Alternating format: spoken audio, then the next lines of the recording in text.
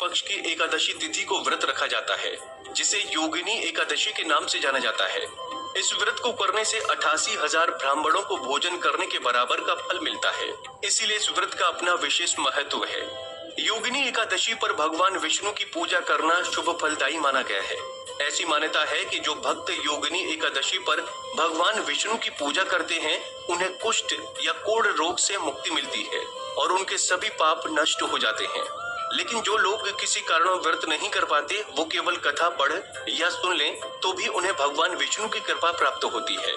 तो चलिए दोस्तों, आपको बताते हैं इस दिन की व्रत कथा के बारे में। पौराणिक कथा के अनुसार स्वर्गधाम की अलकापुरी नामक नगरी में कुबेर नाम का एक राजा रहता था। वो शिव भक्त था और प्रतिदिन शिव की पूजा किया करता था। हेम नाम का एक माली पूजन के लिए उसके यहाँ फूल लाया करता था। हेम की विशालाक्षी नाम की सुंदर स्त्री थी।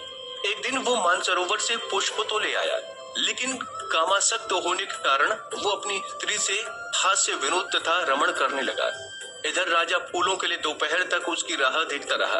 अंत में राजा कुबेर ने सेवकों को आज्ञा दी कि तुम लोग जाकर माली के न आने का कारण पता करो, क्योंकि वो अभी तक पुष्प लेकर नहीं आया। सेवकों ने आकर राजा को बताया कि महाराज, वो पापी अतिकामी है, अपनी पत्नी के साथ हास्य विनोद और रमण कर रहा होगा। ये सुनकर कुबेर ने क्रोधित होकर उसे बुलाया। हेममाली भय से कांपता हुआ राजा के समक्ष उपस्थित हुआ। राजा कुबेर ने क्रोध में आकर कहा, अरे पापी, नीच, कामी, तूने मेरे परम पूजनीय ईश्वरों के ईश्वर श्री शिवजी महाराज का अनादर किया है। इसीलिए मैं तुझे श्राप देता हूँ कि तू स्त्री का वियोग सहेगा और मृत्यु लोक में जाकर कोढ़ी होगा। कुबेर के श्राप से हेममाली का स्वर्ग से पतन हो गया और वो उसी क्षण पृथ्वी पर गिर गया। भूतल पर आते ही उसके शरीर में श्वेत कोढ़ हो गया। उसकी स्त्री भी उसी समय अंतर्ध्यान हो गए। मृत्यु लोक में आकर माली ने अत्यंत दुख भोगने लगा।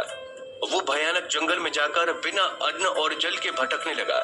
उसको रात्रि में भी निद्रा नहीं आती थी, परंतु शिवजी की पूजा के प्रभाव से उसको पिछले जन्म की स्मृति का ज्ञान अवश्य रहा।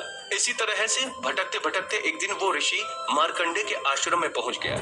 ये ब्रह्मा से भी अधिक वृद्ध थे और जिनका आश्रम ब्रह्मा की सभा के सामने लगता था। वहां जाकर हेममाली उनके पैरों में गिर पड़ा।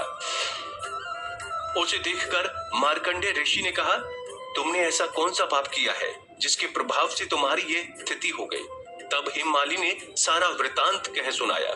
ये सुनकर ऋषि बोले, निश्चित ही तूने मेरे सम्मुख सत्य वचन कहे हैं, इसलिए तेरे उद्धार के लिए मैं एक व्रत बताता हूँ।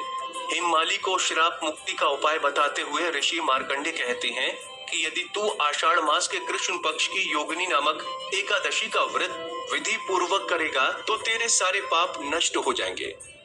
उनके ऐसे वचन सुनकर हेममाली अत्यंत प्रसन्न हुआ। उसने मुनि को साष्टांग प्रणाम किया। इसके बाद हेममाली ने मुनि की कथा अनुसार विधि पूर्वक योगिनी एकादशी का व्रत किया। इस व्रत के प्रभाव से उसके सभी पाप नष्ट हो गए और वो पुनः अपने स्वरूप को प्राप्त हुआ। वह फिर से वो अपनी स्त्री के साथ सुख पूर्वक रहने लगा। भगवान कृष्ण ने धर्मराज युधिष्ठिर से कहा कि हे राजन, ये योगिनी एकादशी का व्रत 88,000 ब्राह्मणों को भोजन कराने के समान फल प्रदान करता है। इसके व्रत के पुण्य प्रभाव समस्त पाप नष्ट हो जाते हैं और अंत में मनुष्य स्वर्ग को प्राप्त कर